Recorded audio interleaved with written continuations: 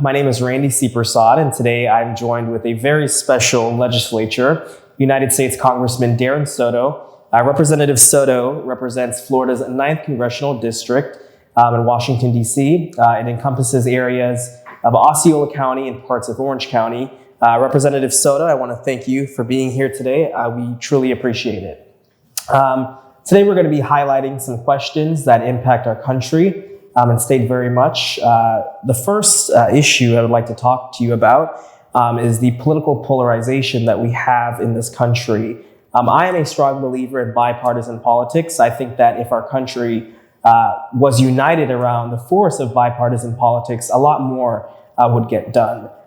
Representative Soto, what does bipartisan politics mean to you, and how can we advance to including more bipartisan politics in our country?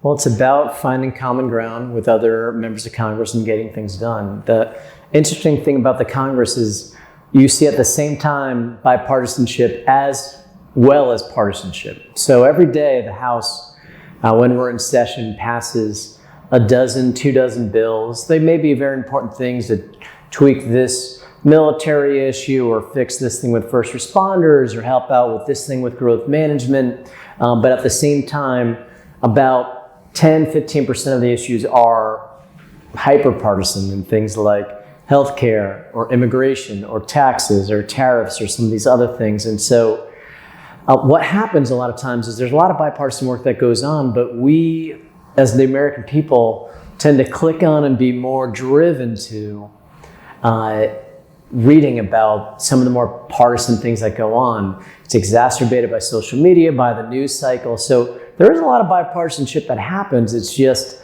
we, as a country, all oftentimes focus on the partisan stuff because it's more interesting, right? There's a lot more at stake. But the Congress does a lot of bipartisan things. It's just the day-to-day stuff that ends up helping out here and there in society. And I'm in the Problem Solvers Caucus. It's the only bipartisan ideological caucus in the Congress. And we've helped with everything from the infrastructure law and the CHIPS Act to some of the pandemic relief, and I'm helped in various other areas. So, we try to find ways to help where we can. Well, thank you for that. And perfectly stated, as you said, our country is often looked at as two political parties, right? Republicans and Democrats, but there's always that middle ground that both parties, would agree on. So I thank you for that and explaining that. My second topic that I want to discuss with you is the growth for Florida. From the housing market to the economic infrastructure and stability of our state. I think it's very important that we recognize that more and more people are moving to the state of Florida every single day. There is a statistic that mentioned 1,400 people a day are moving to Orange County and the state of Florida in general. Representative Soto, what are some of the economic strategies that would better help people under this administration, under the Trump administration, and how can we advance to ensuring that economic prosperity is accessible to all? Well, first of all, Orlando is now the 20th largest metro area in the nation this year, and it's now 1,600 people a week that have moved to Central Florida as of last year. I used to be able to say it was 1,000 a week for many years, just to try to explain to people the dynamic of why a lot of things are happening right now. So, 20, 30 years ago, this was a sleepy little town and, we had Disney down the block, obviously. We are now one of the most popular places to live in the country. And so we work on everything from jobs to infrastructure to environment and affordable housing, among other areas. And there's a lot going on. We've got a couple $100 million for the airport to expand to Terminal C to help out with folks flying. We got $3.4 billion to I-4 to expand it, and you're seeing a lot of the expansion happening through our district, South Orange, all of Osceola, and I do have parts of Polk County in the district too.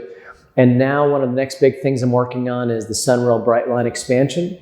We're working on a $6 billion project to expand Sunrail into the theme parks and to the airport and to continue Brightline on to Tampa. Obviously, right now it connects Miami to Orlando. We work very closely with Brightline. We have the stop in the district, and So whether you want to fly, you want to drive, or you want to take the train or the bus, we work with links to a lot. Central Floridians, we're going to give you options. In addition, you have a huge issue about jobs. Downtown's a good job creator, especially in things like technology and the law and in government services and things like that. Did you know when I was first starting, Lake Nona was just cow pastures? Yeah.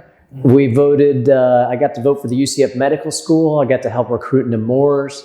And over time, we got the VA hospital. We got Johnson & Johnson, KPMG, the National Tennis Association.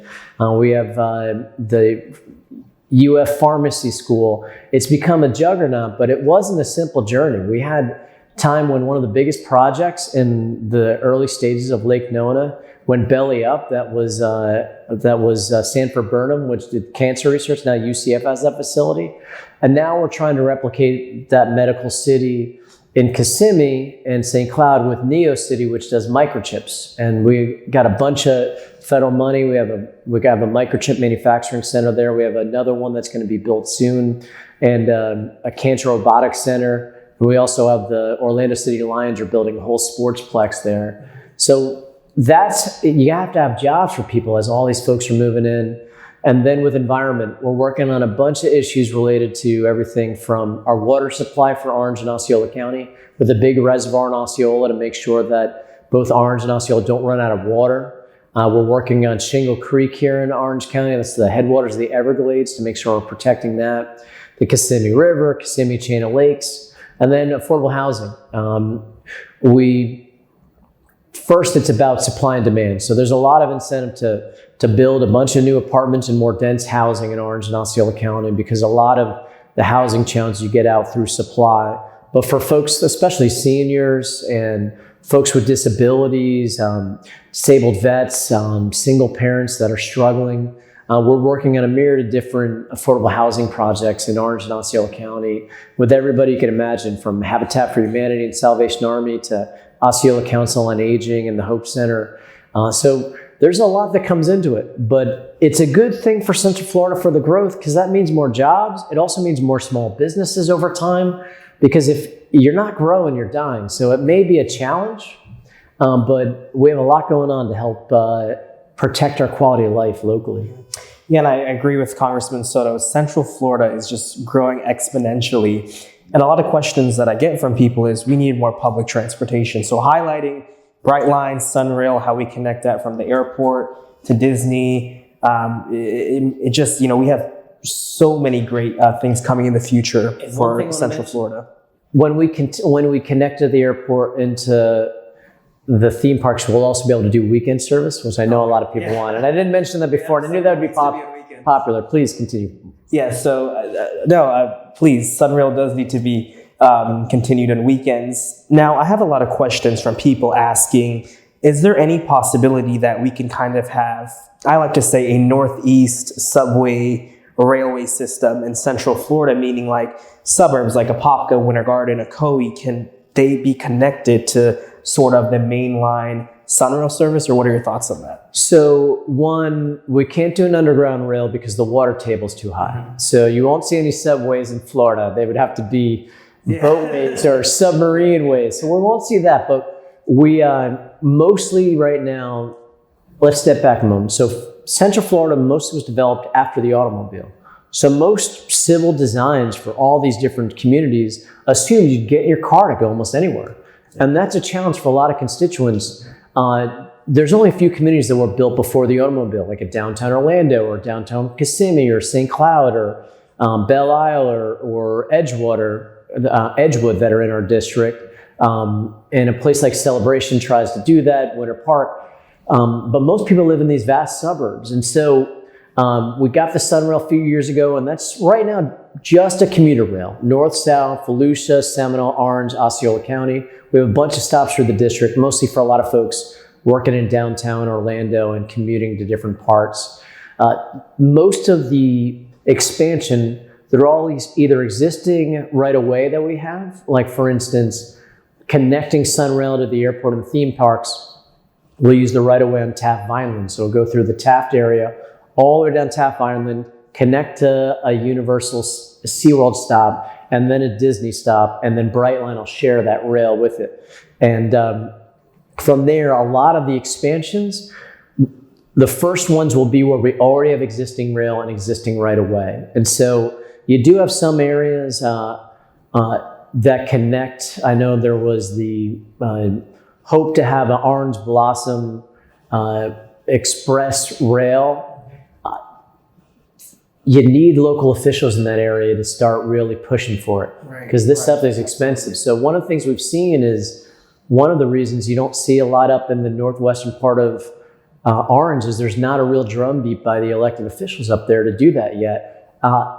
Because it takes aligning all these folks together, because it's billions of dollars to build these things.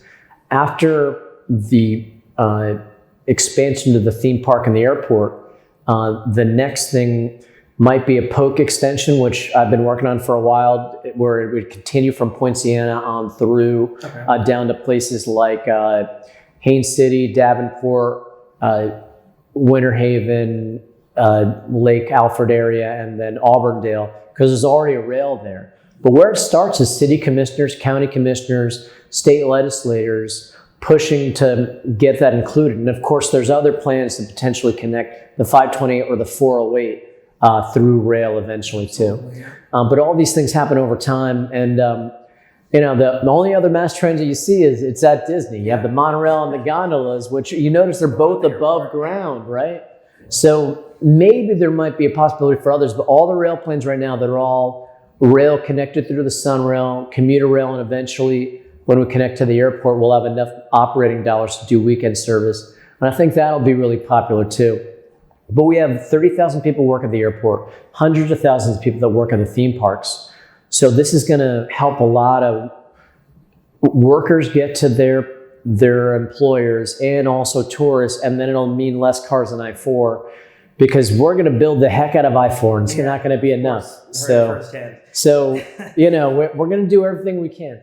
I appreciate that. I do want to emphasize on having cooperation from the state, the local, and federal level. I think it's so important. And in another interview that I had with the representative, we also highlighted, because, Florida, Orlando, Central Florida is a Democratic predominant region. However, our state is a Republican region. And I don't want to get too much into the Republican and Democrat difference here, because today we're highlighting bipartisan politics. But I think it's so important that we have the help from the state government, as well as even down to our city commissioners, our Orlando city commissioners, our Orange County Board of Commissioners. So I think to encompass and push for that progress, public transportation, growth, housing sector, it's important that we have cooperation from both political parties. Sure, and I can tell you, while I lead a lot of these initiatives, Maxwell Frost helps out all the time on all these issues, Daniel Webster, sometimes Representative Mills or Herodopoulos or Franklin will also help on issues, because something like the airport is very regional. Absolutely. Right? So all these projects end up having bipartisan support, which is why they're lasting. And I work very closely with both the U.S. Department of Transportation and the Florida Department of Transportation. In fact, I was up in Tallahassee just a few weeks ago meeting with Secretary Perdue, who's the FDOT secretary. And so the budget is far more bipartisan in infrastructure than a lot of the bills and the policy stuff, because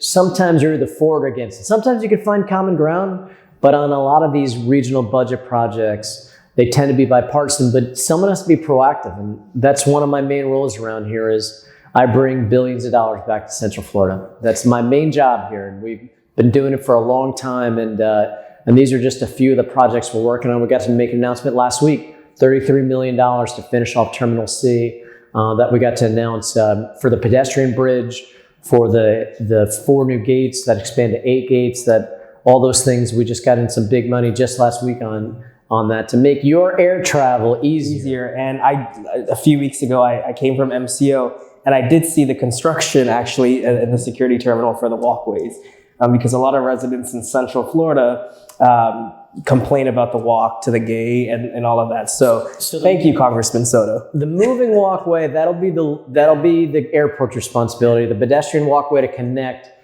Terminal C to the Bright Line station is what we're working on into the gate link. But yeah, those are coming soon. Although it never hurts to get a few steps. Although if you have a bunch of kids or have a disability or something like that, I get it.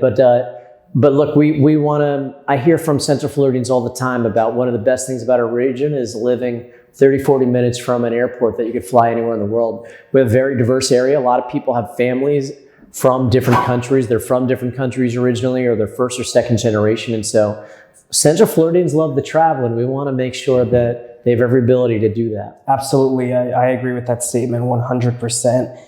I want to talk a little bit about immigration and what that means for the Central Florida region, especially the state of Florida as a whole. We see a lot of stark immigration policies come out from Tallahassee. What are your thoughts on that, and how do you think we can combat immigration and help immigrant families in our region? The solution is having either comprehensive immigration reform or some individual reforms that help create more legal pathways. And what we're seeing is the exact opposite right now. And that's going to separate Central Florida families, and it's going to take a beating to our economy.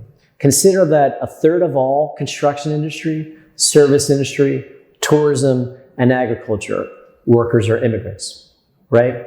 We have a diverse region. The district's about half Hispanic. I'm of Puerto Rican descent, and we're citizens, but we care about all the rest of the local immigrants. We have a big South Asian population, right? Especially came in the 80s and 90s. Half the docks in Osceola County are either from India, Pakistan, or Bangladesh, right? As an example, right? And a lot of our local business owners, we have a big Black Caribbean community, right? Whether it's Jamaican or Haitian or Creole, or Bahamian. So we have a lot of immigrants around here. And by the way, a lot of these immigrants are family members of citizens, and those folks can vote. And so we saw just recently a couple things that happened that are going to hurt us big time. One, the ending of temporary protective status. We have hundreds of thousands of folks here, Venezuelan, Haitian, even some folks from Afghanistan and Ukraine and other areas that got temporary protective status, and all that's going away. So we're talking about hundreds of thousands of people in Florida, many of whom are working. And then you have just last week, the parole program. The Supreme Court upheld President Trump's terminating the parole program. That's going to deport a bunch of Cubans as well as Venezuelans, Nicaraguans, and Haitians. And so we have huge diasporas, especially of Venezuelans, Cubans, and Haitians in Florida. And so this is going to hurt a lot of folks. And then they're cracking down on student visas. This hurts a lot of students from both South Asia and East Asia who are coming here to do big things, right, in engineering or in technology. And, the solution is to help them stay and build big companies here and help ahead. I'll give you an example. The economy works by having a bunch of highly educated people, but one person who comes up with the $1 billion unicorn idea. Absolutely. So like at UCF, we got a Dr. Go nice. We got Dr. Ahmed. Dr. Ahmed figured out the rudimentary ways to do next generation propulsion systems. Okay. Right now it's combustion propulsion. He's figured out the basics of starting to do detonation propulsion. Literally, like that was a Star Trek episode, a movie back in the day. First Contact, if anybody was looking. And so now he's got big Air Force contracts. They have this whole hyperspace program they're developing at UCF. Dr. Ahmed is one guy, right? Now he's got all these knights around him, but you don't know where genius is going to strike. It could be a long-time American. Dr. Ahmed is either first generation or an immigrant himself. And he has came up with that brilliant idea. And it's going to revolutionize. Right now, you could go up to Mach 5. This would allow us to go up to Mach 10 in upper atmosphere. And in space, we don't even know how fast, right? So if you ever saw Top Gun 2 and they got up to Mach 5, this thing will do double that, right? And so I only use that as an example so we remember, like, you you need some of the most brilliant people, and many of them might be American-born, but some of them be immigrant-born. You look at all the CEOs that are first-generation immigrants, and so that's not the way the economy works. It works with immigration included in it. Our country doesn't even have a birth rate that meets the replacement rate. Without immigration, we are actually declining in population as a country. And so, look, I'm a big believer in making sure people work and making sure they contribute to society, that they're law-abiding citizens. Look, if you're here as an immigrant and here on a visa and you commit a crime, you're in trouble, right? But if you're law-abiding, we should have a place for you. We're going to need it for our economy. And what's going to happen is costs are going to go up for many Central Floridians and services are going to slow down. We saw it during the height of the pandemic, right? Food costs go up because there's less folks who are in agriculture. You can't get an Uber or a Lyft because half the drivers have been deported. Absolutely. Your house costs go up for a new house because there's less workers around. Right. And it takes forever to get your meal at a restaurant because half the folks who are helping with cooking to the serving, even the landscaping at the theme parks takes a toll. You see it all around the edges. Absolutely. I'm not joking. These are the signs, and those are inefficiencies in the economy. And guess what? Those are small businesses that are going out of business because they don't have workers, and then it can lead to a recession. So it is directly related. We benefit from robust immigration in Central Florida. We're hurt when a bunch of folks are deported because then we have a worker shortage, and that's a huge inefficiency in the economy. I absolutely agree. And as a first-generation American, I think that, you know, we hear all this rhetoric, especially from the Republicans, but at the end of the day, our country was built upon the foundation of immigration. Unless you're Native American, you're an immigrant. Exactly. And I've always said that unless you're a Native American, you know, you came here somehow. You came through a port of entry into this country, and you built yourself, your family's built yourself upon the foundation of what this country has to offer. So the American dream isn't dead. The American dream is very much alive. You just have to be willing to contribute to that dream. And I think you would agree with me as well, sure, Congressman Soto. And we have to fight for it. Absolutely. Every generation. Absolutely. Well, Congressman Soto, I want to thank you once again for being here today. We had a very productive meeting and conversation. Keep fighting for the rights of Floridians. This conversation has helped me learn a lot about you and the things that you are passionate about and fighting for. So thank you, Congressman Soto. Once again, it was an appreciative opportunity for me to express my gratitude for your work to this country. So thank you. Thanks for having me.